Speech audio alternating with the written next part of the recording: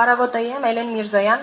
Պարոն Թադեյան, վերջերս Հայաստանի քաղաքասարակության ներկայացուցիչներն այցելեցին Բաքու, դրանից առաջ էլ ադրբեջանցիներն էին եկել Երևան։ Խոսվում է Հայաստանի եւ Ադրբեջանի հասարակությունների միջև խաղաղության հաստատման մասին։ Դա որքանով է իրատեսական համարում Ադրբեջանի այս քաղաքականության պայմաններում, երբ բանտերում են հայ գերիները, արցախցիների նկատմամբ տեղի են ունեցել ցեղասպանական գործողություններ,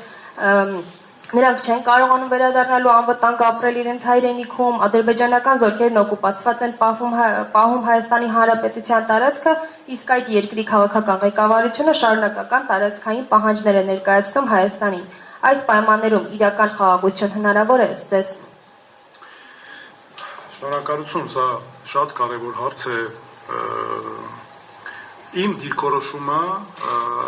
ադրբեջանական քաղաքականության վերաբերյալ հայտնի է։ Ես ընդհանրապես ասեմ, որ այն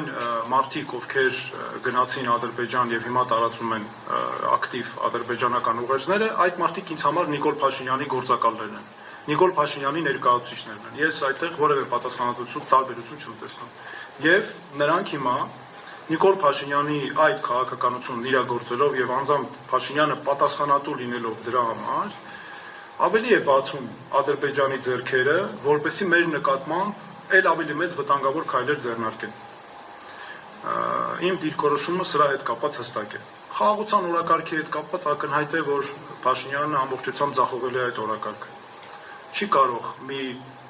երկրի ղեկավար, որ 3 պատերազմ, 3 պարտություն է բերել, նոր ցեղասպանություն է բերել, խաղաղության օրակարգից խոսել։ Սա հստակ է։ Խաղաղությունը այն է, ինչ իրականում մենք ենք առաջարկում։